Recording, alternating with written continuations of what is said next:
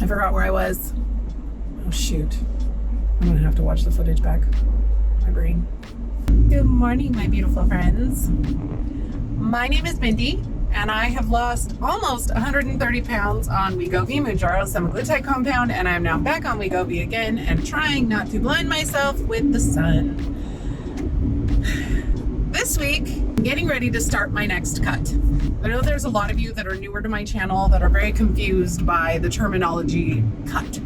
So a cut is literally just a defined period of time in a caloric deficit. I do not spend all of my time trying to lose weight. I spend some of my time in weight loss mode and some of my time in maintenance mode. Lately here, I've been doing 6 weeks in a calorie deficit, and then I do a 2-week break to try to maintain my weight, and then I go back on the cut again, which is what we're doing this week. I know there are a lot of people that are thinking about getting ready to start these medications, and you may be curious about what you need to do to get started on these meds. So I thought that would be something that would be fun for us to talk through this week. The first thing you need to do is to get access to the medication. From personal experience, I can tell you is not as easy as it sounds. Finding a doctor that actually is familiar with these medications, there are many of them to choose from, and not all of them are created equal. There isn't a one-size-fits-all GLP medication that's the best for everybody, in spite of what the trial results may tell you. Mounjaro was proven to be way more effective in trials than Wegovy, but it does not work well for me. I have this video right here where I talk about the differences between the two and which one I prefer. Obviously, I prefer Wegovy, spoiler alert. In my journey since October of 2021, I have had to fire 3 doctors to get to my current provider, who I absolutely love. Knowing how hard it was to try and find someone that was not only familiar with these medications, the ins and outs of them, how to make them more effective, which ones are better suited for different people, that was a big part of why I became a partner with Friday's Health. Friday's Health is a telehealth company who has a network of physicians that all specialize in GLP medications. They also have an entire department of insurance concierges who specialize in getting prior authorizations approved.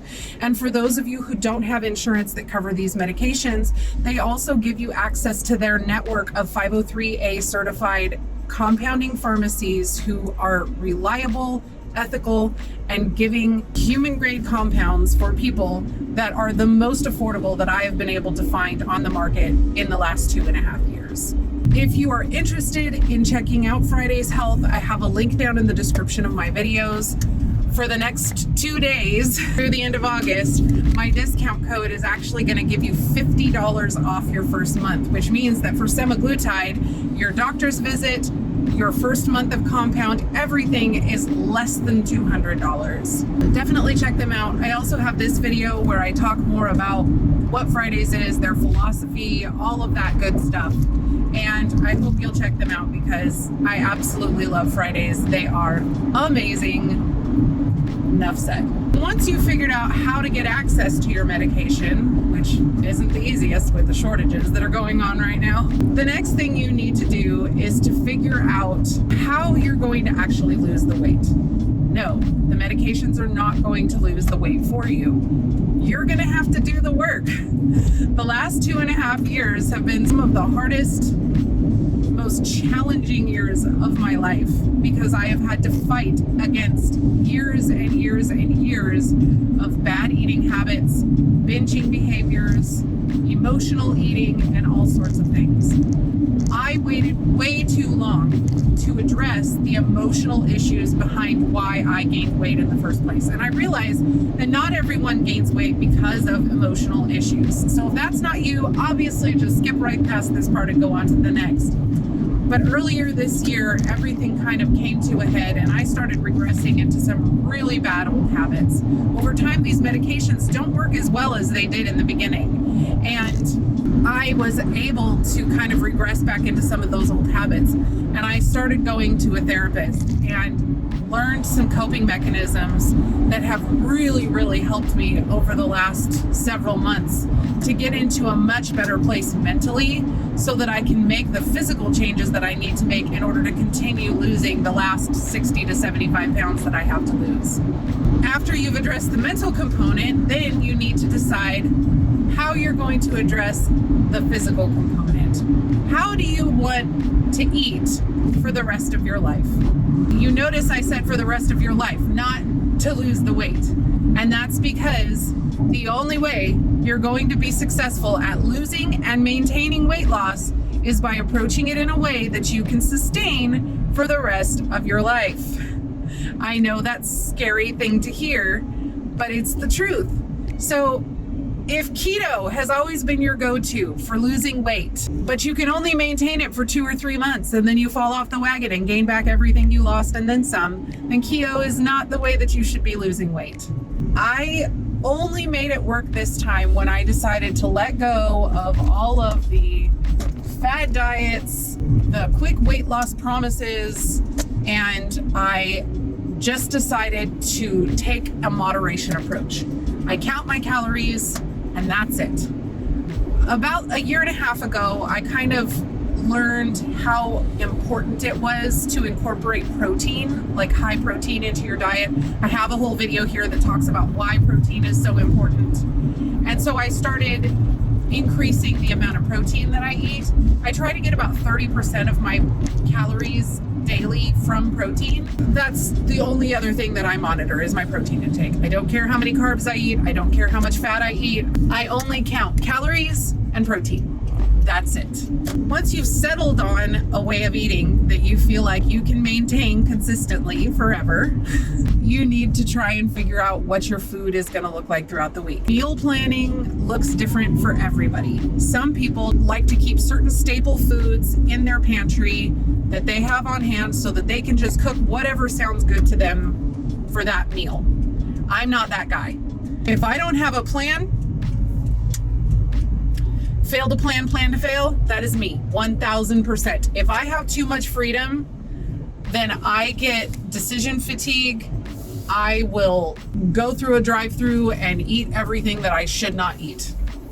So I am not the girl that can just fly by the seat of her pants when it comes to a meal plan. I have a whole video here where I talk about in detail how I approach meal planning. So if you want a more detailed view into how I handle meal planning, definitely go and check it out. But mostly I plan 2 dinners that we eat throughout the week. I plan 1 lunch that I eat all week long, and I plan 1 breakfast that I eat all week long. I pre-log those into my calorie counting app so that I don't have to deal with it throughout the week.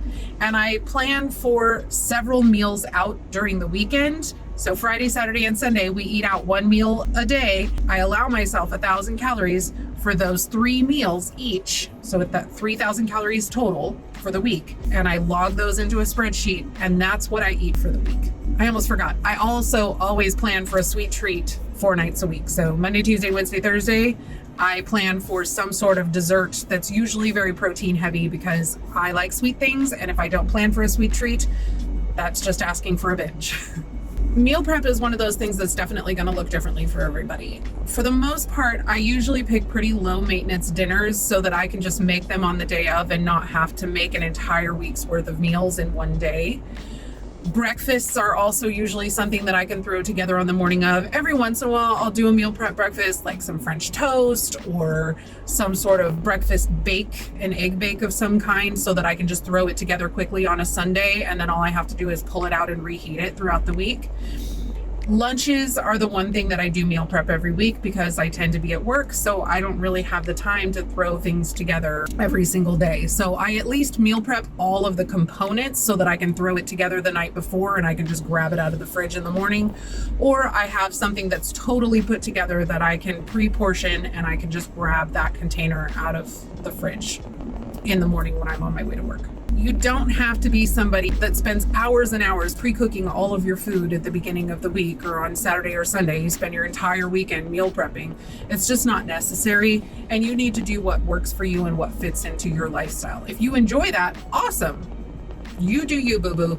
That's just not for me. I want to spend my time on the weekend with my husband and my friends because during the week, everyone's far too busy and tired from work.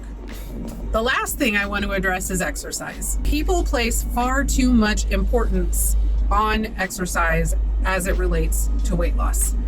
Cardio is not necessary for weight loss. You don't have to exercise in order to lose weight. There's an old adage that weight loss happens in the kitchen, fitness happens in the gym, and it's 1000% true. You cannot exercise your way out of a bad diet. At least not the kind of diet that I used to follow. For the first 6 months or so of my journey, I did zero intentional exercise. I did very short 5 to 10 minute walks because that's all I was cleared for by my doctor. When I started this journey, I was over 360 pounds, 365 point something, I don't remember. I couldn't do any major exercise because it was just too hard on my joints. I have arthritis because of my weight. Basically, I was cleared to do swimming and walking, but I started this in the summer. I only have access to an outdoor pool, so swimming was not a thing, for sure. So I just did very short walks. I didn't start incorporating strength training until almost a year into this journey. And strength training is the one exercise that I would say is actually worth your time on these medications. Increasing your lean muscle mass will increase your metabolism. It'll increase the amount of calories that your body burns at rest. It will help keep your body from cannibalizing its own muscle tissue instead of fat for weight loss. A high protein diet will do that as well. If you are an extremely heavy person, walking is a strength training exercise. The amount of exercise that your legs are getting holding up 360 pounds is more than doing squats practically. So just understand that that doesn't have to look like something crazy. 15 to 20 minutes a couple of times a week is plenty. I use a dumbbell and I do home workouts from YouTube. That's it. I do them a couple times a week and not even consistently. Sometimes I only do them once a week. I took a break for several months from doing them at all. Walking is the one thing that's been consistent throughout my journey. I try to walk at least 5 days a week, most of the time 6 or 7 days a week, just depending on how hot it is in Texas. Please hold, my groceries are here. Sorry about that. Anyway, I forgot where I was. Oh shoot. I'm gonna have to watch the footage back. My brain. Aha, I found my brain. So anyway, walking has been the one thing that's been very consistent. I worked my way up from, when I started this, most days I wasn't even getting 1,000 steps.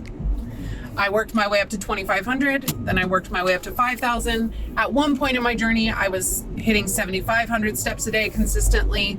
And I've kind of slid back to between 5,000 and 7,500 steps a day, just because my life was becoming about getting my steps in, and that's just not me. Increasing your NEAT, or your non-exercise activity thermogenesis, say that 10 times fast, is the best way to burn more calories, to increase your metabolism. Just don't place too much importance on exercise, you guys. It's just not that big of a deal. There's plenty of research that shows that things like HIIT and intense cardio actually can be counterproductive to weight loss because they skyrocket your hunger hormones, and most of the time you end up consuming more calories as a result of that than you actually burned in the cardiovascular exercise. Now, it is great for your cardiovascular health, so I'm not saying don't do it. I'm just saying that for weight loss, it's overrated. I just threw a whole lot of crap at you. The most important piece of advice that I can give you when starting any weight loss journey, GLP meds or no, is to go slow. Do not try to completely overhaul and change your entire life overnight. I'm looking at you because I know that's what you're doing. That's why you're watching this video. You're like, I'm gonna make a checklist of all the things that I'm gonna change about myself that's completely different from how I am now. That is setting yourself up for failure. Please don't do that. Please don't. The best thing you can do is choose one thing from this video. So if your goal is to get on a GLP medication, that's your one thing. Figure out how you're going to get your GLP medication. Talk to your primary care physician. Take a look into Friday's Health if that's the route that you want to go. Talk to a friend about who they use. You can use whatever method you want to get that medication, but until you can figure that part out, don't worry about anything else. Once you've gotten that medication, you're going to have to figure out how your body is going to react to it. Not everyone reacts the same. Some people, like me, hardly have any side effects at all. Like, at all. I do struggle with a little bit of constipation and some other things that are really, really minor, but they're all controllable. I have a side effects video here if you're curious about it, and if that's something that you've been worrying about. I talk about a lot of the common side effects and some ways that you can deal with them. Once you've been able to get that under control, then I would suggest taking a look at your diet next. As I said, these meds alone will not lose the weight for you. In the beginning, they may or may not have a profound effect on your hunger and the amount that you can eat. Some people are hyper responders. They're super responders, I think is what they call them. I was one of them. From my very first shot, I had the satiation cues. I had the appetite suppression. I had all of that from the very first shot. Some people don't get that until they're on the second or third strength of these medications. Just know that that's different for everyone. If you don't experience it immediately, that's totally normal. The majority of people do not. The next thing you need to, I would suggest taking a look at, is your diet. And again, don't try to do everything overnight. My diet, the way that it looks now, is nothing like it looked when I started this in October of 2021. The only thing I was doing then was counting calories. That's it. I didn't care about protein, carbs, fats, anything. All I cared about was tracking my calories and trying to figure out how to make them fit into my deficit. That's it. That's all I did. I didn't start worrying about protein until well over a year into my journey. Has that made a huge difference for me? Absolutely. Am I glad that I'm doing it now? Totally. The next thing that I plan on taking a look at adding is fiber.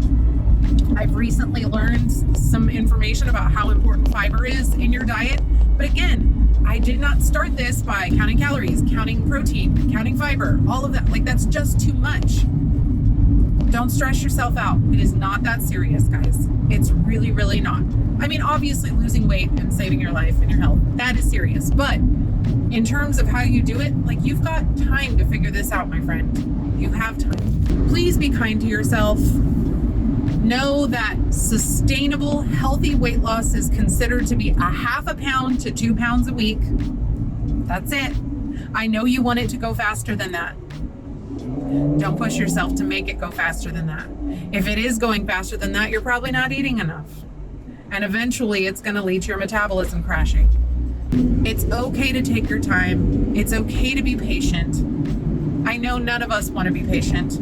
I never thought when I started this and I lost my first 65 pounds in 6 months that 2.5 years later I would still have over 50 pounds to lose. But I'm okay with it. It's going to take the time it's going to take, and I'm just going to try and enjoy the ride and learn how I'm supposed to live the rest of my life, because eventually I would love to not be on these medications anymore. And the only way that that's going to happen is if I am firmly rooted in these new habits that I have learned over the last 2.5 to however many years it's going to take me to lose the weight in the first place. Anyway, I hope you guys found this video helpful. If you did, please give it a like. Let me know down in the comments if you have any questions for me at all. Let me know how you're doing in your journey. And I will see you in the next one. Bye, guys. We're on a journey, looking back on the things that we've taken for granted, but feels like we're learning to be better without what's been holding